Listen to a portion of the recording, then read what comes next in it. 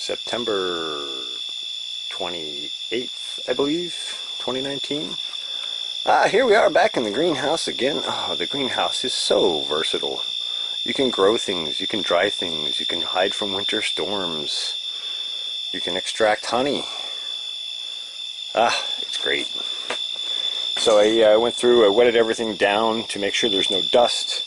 I ran the vents open for about 20 minutes to clear any dust that might have been resident in the air out. And we're ready to go. I wiped down table surfaces here. I got my uncapping knife, and I also brought a serrated knife. We'll see which one works better. I haven't uncapped honey in eons, since I was a little kid helping my mom with her hives. Anyway, here we are in the greenhouse. Just pulled the first frame out. I'm getting ready to uncap it. I'm not going to film this whole process, but I'll try and get a couple of clips on the way through. I'm sure there's lots of other people with lots of videos on extracting honey. And since this is my first go-round, I'm certainly not going to try and do any instructional videos. I'll let you know how things go. If I make any mistakes, I'll let you know what those are so you can avoid them. And we'll go from there. Anyway, very exciting to be getting ready to go. The extractor here is on loan from a friend of my mom's. Nice stainless one. It's a 2-frame, as you can see. So, yeah. Anyway, that's that. And we'll go from here. Alright, well, I've uncapped 2.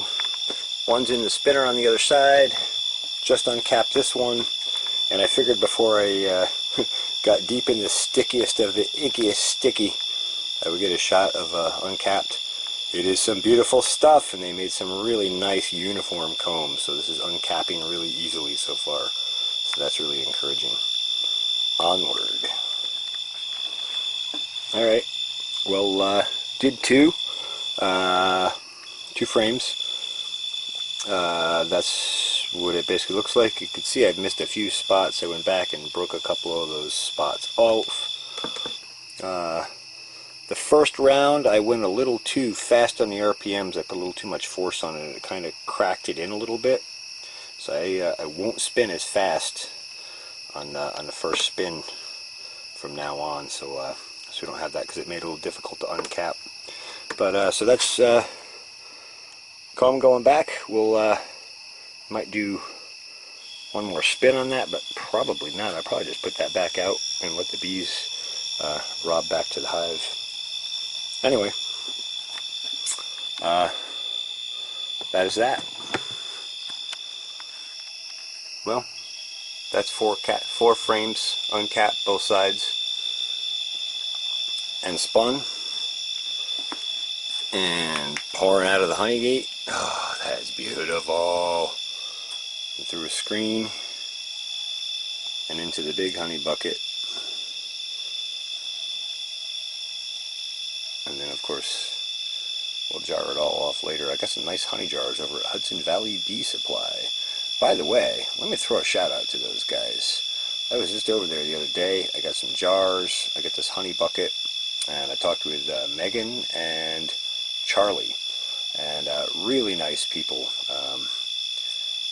Well worth checking out. If you're in the Hudson Valley and you need advice or bee stuff, bee equipment, those people are really nice. They're really helpful and friendly. And they're not there to sell you something. They're there to make sure you're successful. So I would say go check them out.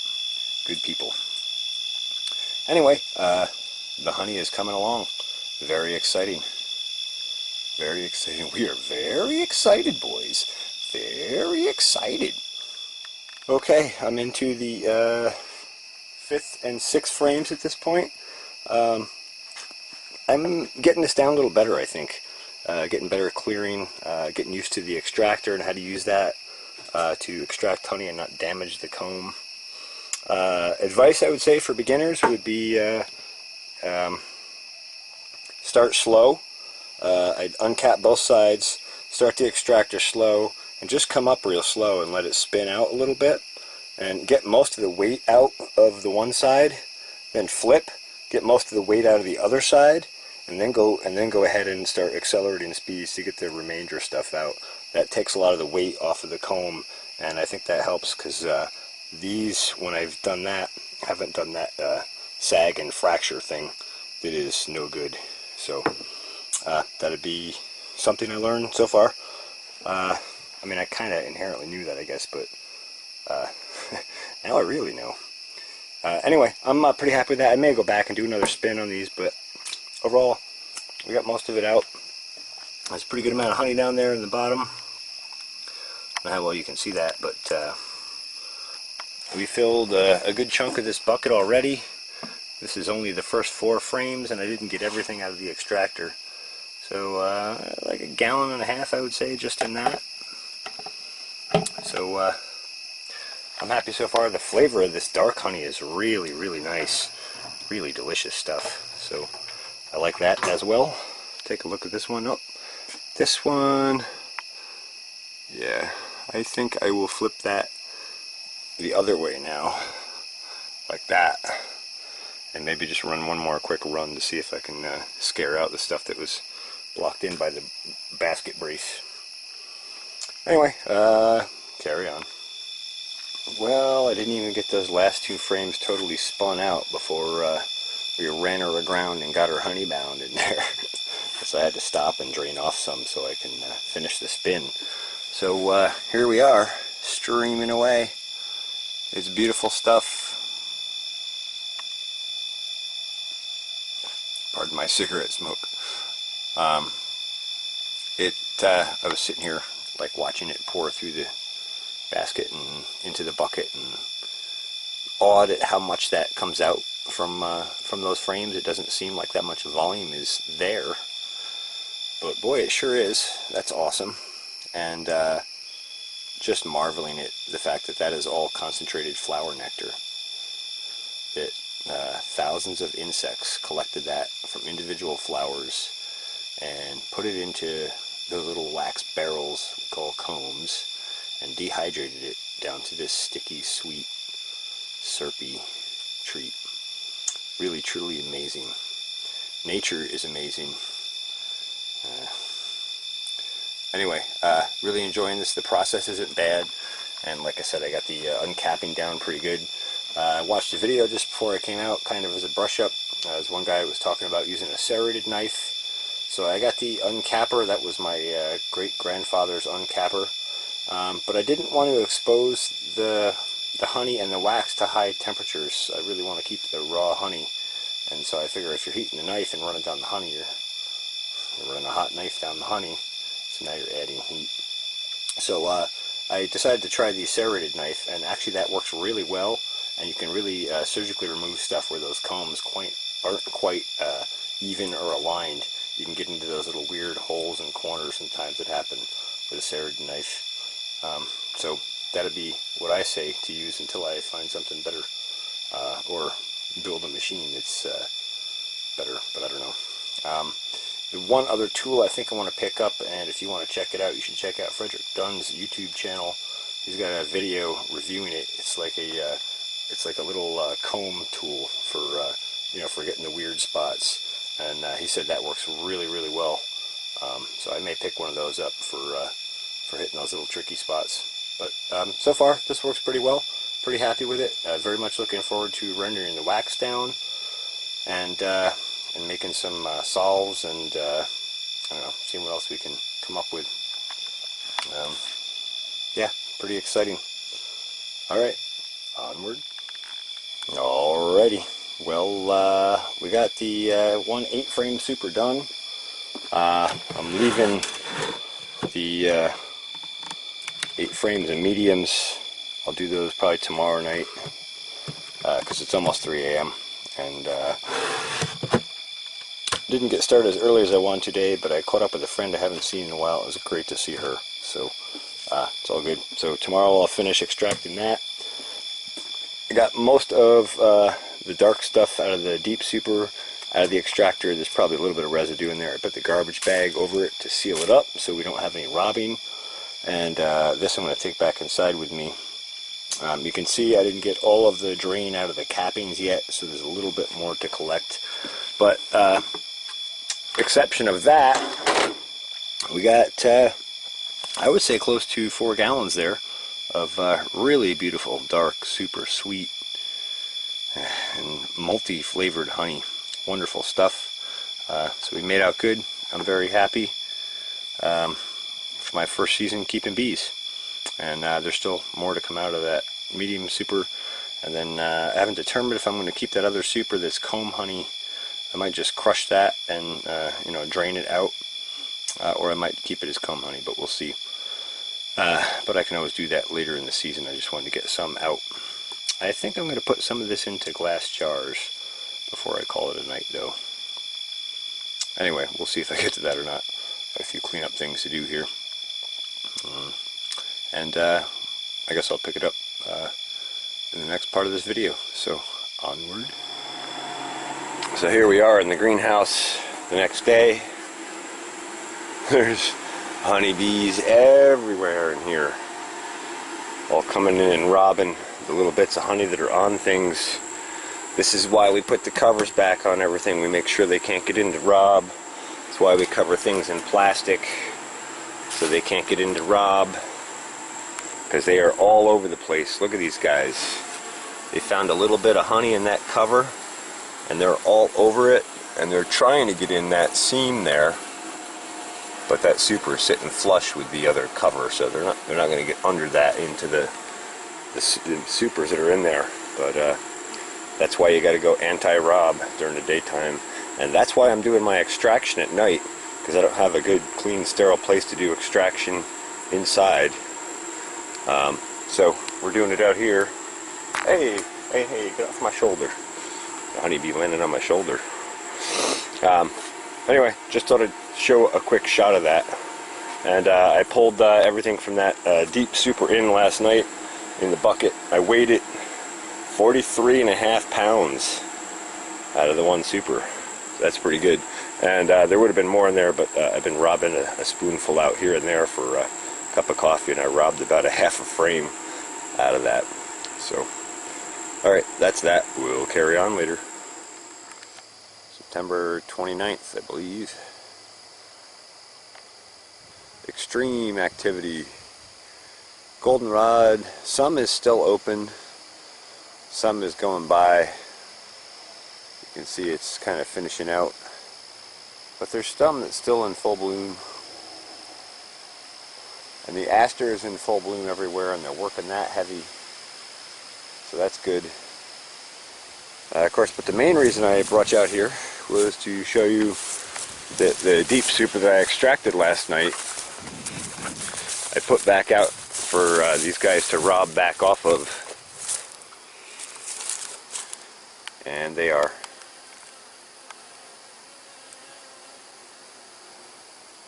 hot and heavy. So it's nice to know that no honey is going to go to waste, really. It's basically going to go back into the hives, and I'm sure they'll backfill any space they have in the hives with it. And look at the activity coming in and out. Isn't that awesome?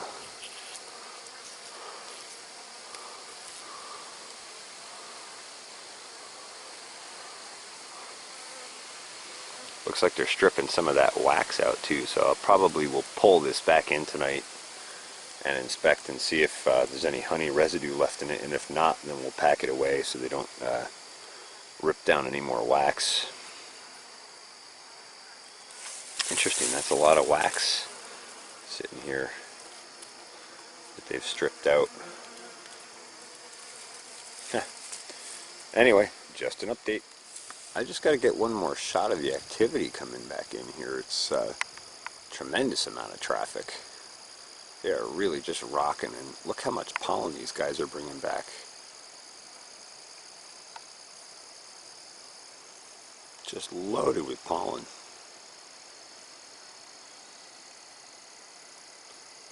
Game on. It's windy, and it's supposed to drop and get down into lower 50s, upper 40s tonight, I believe. And it's already getting cool out. So those guys, I'm sure, feel the fall press coming on. It definitely has a fall chill in the air today, so I'm sure that is encouraging them to operate at max capacity, which they appear to be. Man, if you don't have honeybees and you have any interest in having honeybees, I recommend it.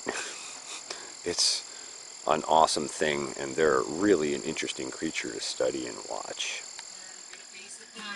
Okay, we got nightfall here, so we've smoked the greenhouse out, shaked the bees out with some smoke, and then aired it out and let them clear. And I brought in 2 cases of jars, 1 pound jars, 24 each, and lids to match.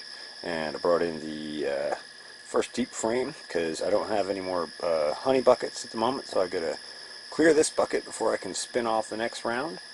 And getting ready to get started doing that. Real quick, I'll just show you, we got a few, just like a couple honeybees still trapped in here.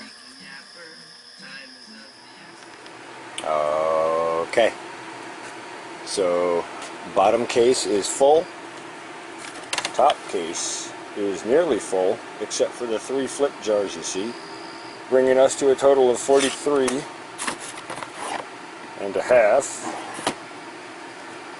pounds of honey from the first super. So that's awesome. And then there's still the medium to extract. I went to pull the extractor back out, and there was a hole in that garbage bag, and a bunch of bees got in and died in there. And fortunately I got most of the honey out of it last night. I was pretty careful about that, so we didn't lose too much honey, but I just washed it out with hot water. Yeah. So the trick is, how fast can you dry that so you can put it back in action again, so you can do the medium frame, because it is currently almost 1 a.m. and I'm a little tired and I gotta work tomorrow, but I want to get it done and get out of the robbing situation here, because I'm losing quite a few bees in the greenhouse. They get trapped and die. So I got the fan here that I use just for circulating air in the greenhouse as a thermostatic fan. It's got the controllable advance with pulse width modulation, so you can scale fan speed and power based on temperature. Anyway, got it cranked up and blowing air directly into the bottom of this. And of course, this was hot from steaming hot water for cleaning it out, and it's sitting on top of the thermal mass pot. So it should be dry in 20 minutes, half hour, I would think. So then we'll go back to spinning. That's just enough time for a coffee break. As you may or may not know, a coffee break means it's time for a station break. We'll be right back. So there's the medium super done, spun off in the bucket. A little bit of wax draining out still. Put it near the stove to warm it up a bit so it drain a little quicker. A little bit of honey left in the tray here.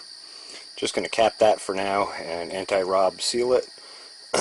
and I think I'm going to take the other medium that wasn't supported comb and do like some sort of crush extraction on that after I get this bottled off. I'll probably wait a day or two and let that settle out. But beautiful stuff, and very, very happy to be doing well first year round. Let's see, this time instead of leaving any equipment in here that's robbable, I put it outside, so I'll show you that quick. It's distraction honey I'm giving honeybees. So whatever's left in the extractor, whatever's left on these boards, the frame, and then over behind the hives on top of the board there. Get out of here before they attack my light. The medium super that I just extracted so they can rob back any honey I was unable to get off it.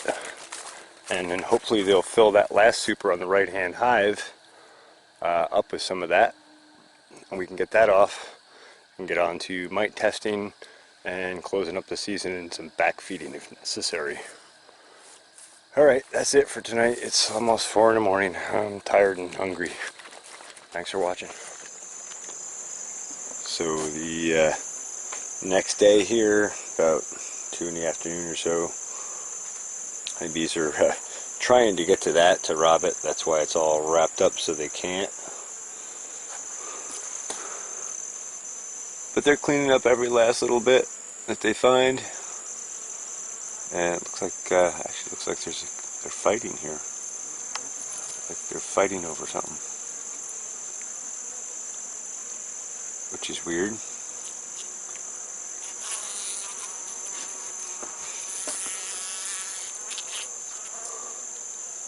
I'm not sure why these guys are fighting.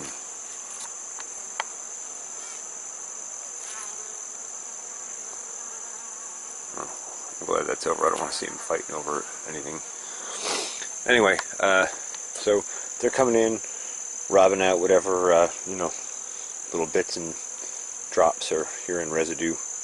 So I just got the vents all the way open and let them rob back anything I missed. There's some yellow jackets coming in here too. They don't seem to be going after the honeybees too bad, so I'm actually glad to see that's the case. I have a tendency to smash these guys when I catch them though, because I'm not keen on them.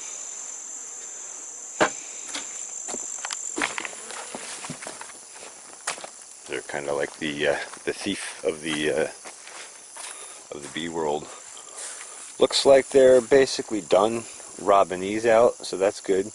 And they're pretty dry, so I'll probably stack them up and throw a cover on them for now, just to keep rain out. And yellow jerkets. And of course over here, things are very busy in a robbing mode.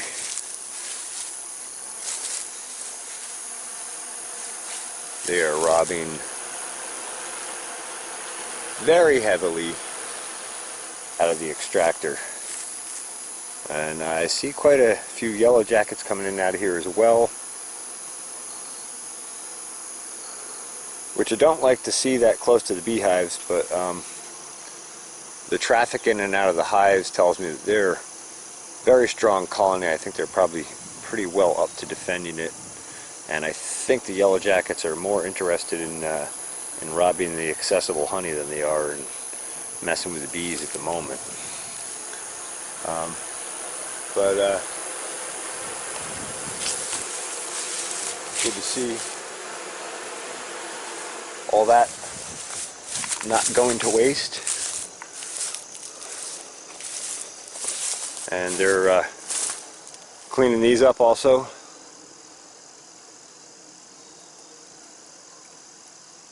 Seems to be an awful lot of fighting over the robbing situation. I don't like seeing that, but I guess there's not much I can do about it. I either put it out and let them rob it back, or just wash it off and let it go to waste. I'd rather they reclaim as much as they can. So anyway, busy out here. Busy as bees. But that's good. And I do see them still working in the aster here. I'll give you a quick shot in the aster. Yeah, there's a honeybee in the aster. And a bumbler. And I see them all in the aster that's lining everything everywhere. Not so much over here, obviously, because there's honey resources right there. But it's good to see that they're, in addition to robbing that back, they're still also foraging and pulling resources. So that's encouraging. Hopefully they'll clean up the rest of the honey in that extractor pretty soon. I actually see a little bit of rain in radar. And so as soon as it starts raining, I'm going to pull that in, wash it out, and be done with it. Alright, just wanted to kind of give an update. Everybody's got to get cleaned up every so often, right?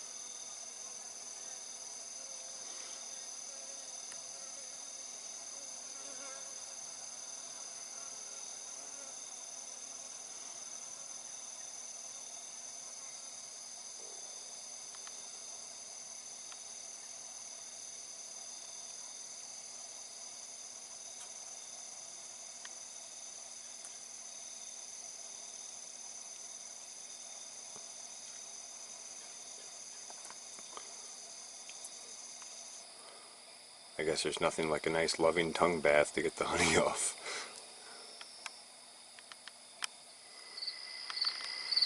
Alright, well, jarred off the medium super.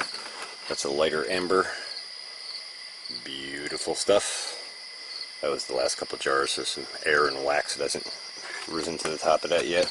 Got a case at another 7.5, so like 31.5 pounds.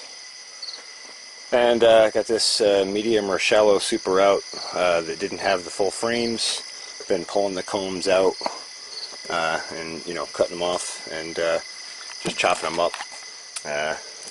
Not too bad, I find. You just kind of go through like a soup, and then I'm going to put them on top of the thermal mass pot for a few minutes while I'm draining this other batch out, and then that should help warm it up to help it flow a little easier.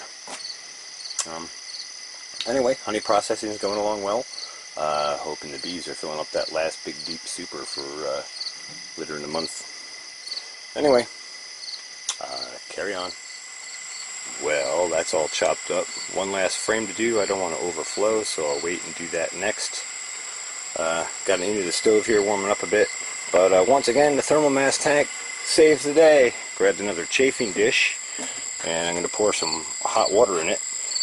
Not touching the bottom of the pan, but just so we get gentle warming action. I'm going to set the other one right on top of it, and that'll preheat the honey nice and efficiently. Yeah. Bippity bam. Poured some hot water underneath. Drop that pan in. Sits right on there. Doesn't touch the actual hot water, but it'll gently warm the whole honey batch. So that should make it flow easier. Sweet. Oh yeah. Alright, so it warmed up nice. It's ready to basically pour almost as a liquid. I didn't double check the bucket when I was at Hudson Valley Bee Supply the other day. I thought I asked for a screen, but maybe she didn't hear me. So I didn't end up with a honey bucket screen, so I just grabbed one from Hannaford's because that's close the other night. It works for small stuff, but I wanted something I could drain this whole batch and just let it kind of slow drain. And I was looking at colanders and all different kitchen tools I have, but I got this steamer here on loan from my mom that I use for steaming elderberries and also crab apples and all sorts of other stuff. So I think I'm going to set that up. It's got the nice drain hole on it. There's a tube that goes on it and a basket that sits in it, which I'll show you now. There you go.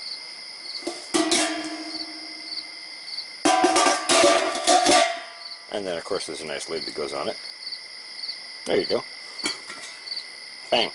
So now I'm going to pour that in there after I put the tube and the clamp on. There we go. Now we're all set. Okay, that's that last frame of comb honey there. I don't know if you can see the line about here on the bucket. And then there's just a little bit more in here that I crushed up draining. And then this bigger comb, drone comb over here is stuff that wasn't capped, so I'm going to crush that separate and you know, use it shortly so it doesn't go bad. But that's basically it for extraction for now. I'll drain the rest of this off tomorrow after it's had an overnight to sit, and we'll go into wax render mode. Yeah, I guess that's it. We'll carry on from here. Alright, October 2nd.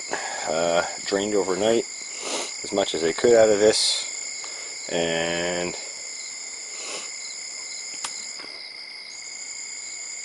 scooped it out into one of these pans. I'll show you that in a sec.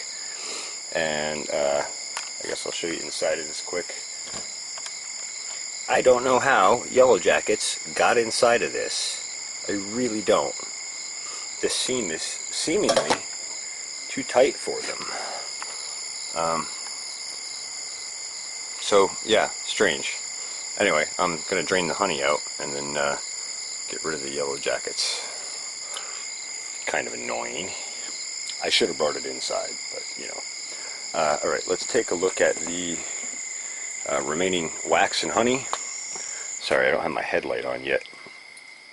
But you can see I just got it sitting here on one of these chafing dish pans. It's floating on the thermal mass reservoir, which is probably 110, 115 degrees at the moment. So that should help drain the honey out. I'll probably just take it right up to wax melting temperatures and let the wax and honey separate, and then we'll pour off any remaining honey out of that. And that's most of our wax stripped out and kind of pre-rendered before wax rendering.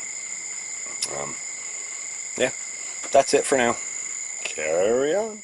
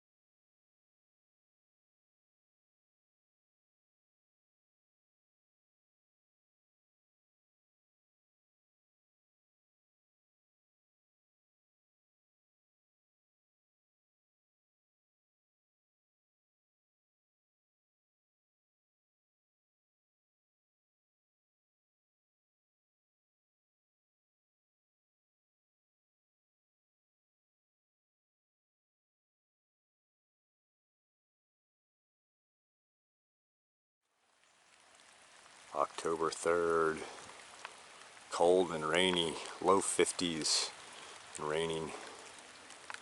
Stove's running in the greenhouse and it's nice and cozy.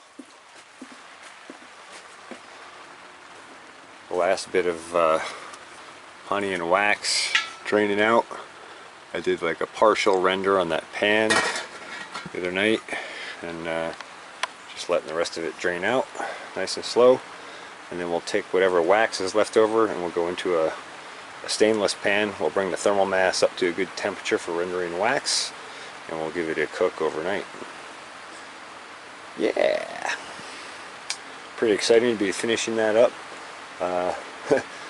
All this honey processing is exciting, especially as my first year, and brings me back to so many other processes that I've done, like making salsas and sauces and dehydrating things and all that kind of stuff. I really enjoy that sort of stuff, and it makes me anxious to get that last super off. I'm hoping that they can fill that last super on that one hive 18 OR3S1 all the way on the right. But we'll see what they do. If not, then not. We still cleared a little over about 105 pounds or 110 pounds of honey this season so far. So that's pretty good. I'm pretty happy with it. I don't have an official honey house for processing in accordance with New York State packaging and bottling codes, so this honey will just be used as gifts and for my personal consumption this year. But I'm hoping to build a small honey house setup for next year so I can package, bottle, label, and actually sell some. And yeah, I guess that's it for now. It's melting down a little bit at a time. The smell is wonderful, but every time I open the pot, the smell permeates the greenhouse and the yellow jackets come flying in. think we got a nest. Oops. I think we got a nest in the old channelway under here. Gotta come up with a creative way to take them out of there without using pesticides or poisons. I'll figure something out. Okay, that's pretty much it for the extraction run for the 2019 season. I do have that other super, which I'll check on when we get some warmer, sunnier weather again. Hopefully they've filled the rest of that last super up. If not, then not. It is what it is. Either way, we cleared about 105 pounds of honey all total. So we did pretty good. And I'm just going to close this video out for now. Thanks to those who watched. Thanks for viewing and participating and subscribing and supporting the Farmacy Seeds Network. And yeah, we'll look forward to an even better season next year and hopefully some hive expansion. Alright, thanks for watching the Farmacy Seeds Network.